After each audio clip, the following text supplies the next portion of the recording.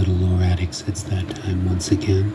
After recharging and resting my brain, it's time to crack the dusty tome open once more and delve into history again. Tonight is the first one of the special episodes I recently mentioned in Coffee with Constantine. Tonight we will delve into a legendary figure in Draconian history, Vakrias Draco, better known to history as Vakrias the Strong. As previously mentioned, Vakrias is the son of Vlad Draco the Wise and Catherine Elena Draco, the first pair to rise to the throne of Saqqara without need for the battle of succession. Vakrias was afforded every advantage and perk available to the royal family, not because of self-importance, as it tends to be with most ruling families, but out of love and respect for the services the Dracos had provided their people. Those who live under the Draco banner are oath sworn to the guiding principles of the Draco way of life, preventing a true noble Draco leader from ascending the throne who will do harm to their followers without justification beyond their own ability to classify.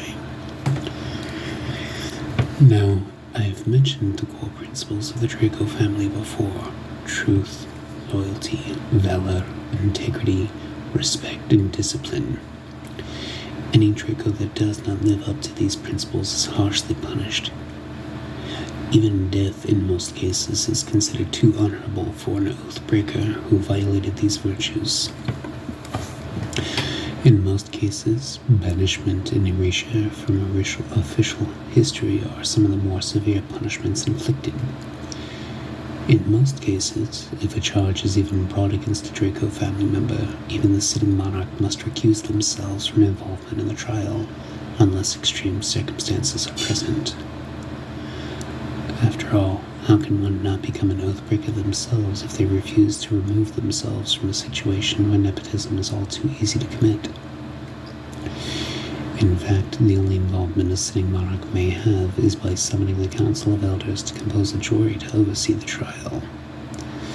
This, however, is not needed, as though these accusations usually will end in one of three ways. First, if a Draco is guilty of a crime, the trial is unnecessary, as they will admit their guilt and take whatever punishment will befit the said crime. If a Draco is innocent and it can be proven, then before the council has even had time to convene, the accusing party will often be given the proof, and the charges will be officially dropped. The third situation, and the one that most often becomes the case, is if the accused chooses trial by combat.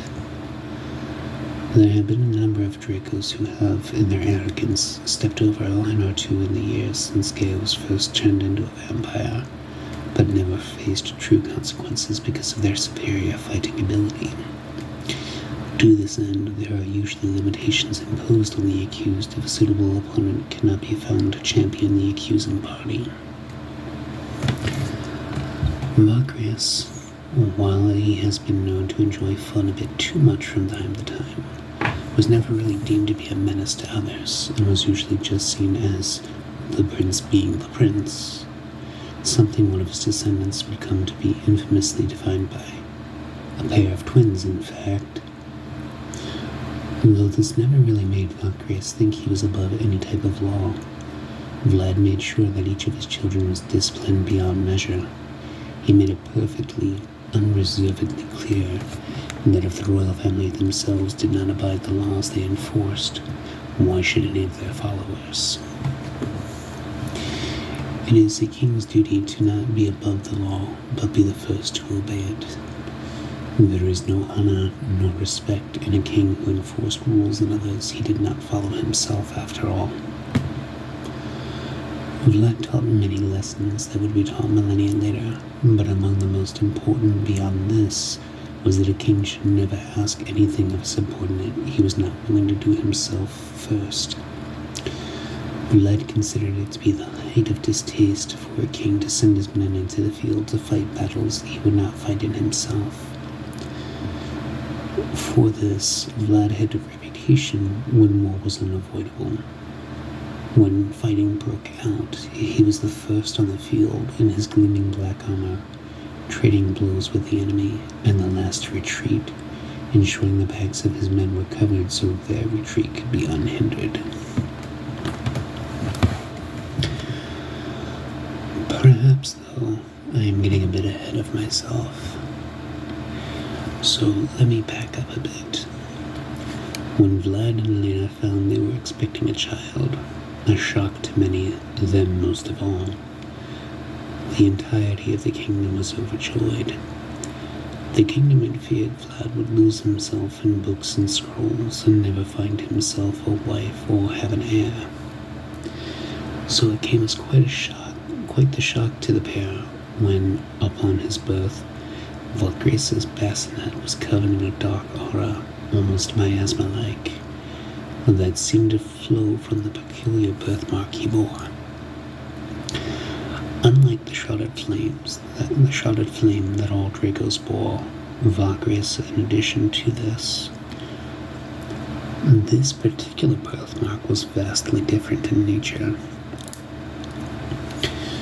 The mark upon Vakrias was that of an hourglass, a black sand hourglass to be precise, and it was quite the shock to Vlad and Catherine to find the literal spectre of death placing it upon him.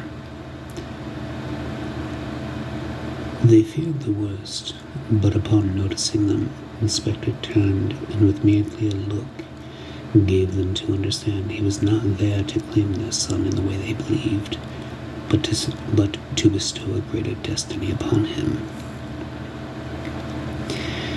Now, exactly what that destiny is, unfortunately, you will have to wait just a little bit longer. I will be coming back to this story very soon, my little Loranics. I know I said recently I wouldn't make you wait for part 2 or other parts of multi-part stories, but unfortunately I will have to break that tonight. I am quite tired, so please forgive me. And while I work on the upcoming parts, which will include copious amounts of staring at the back of my eyelids, does anyone care to venture a guess as to what that greater destiny might be?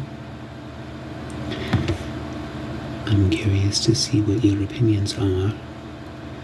Lillian, I'm warning you not to spoil it for others.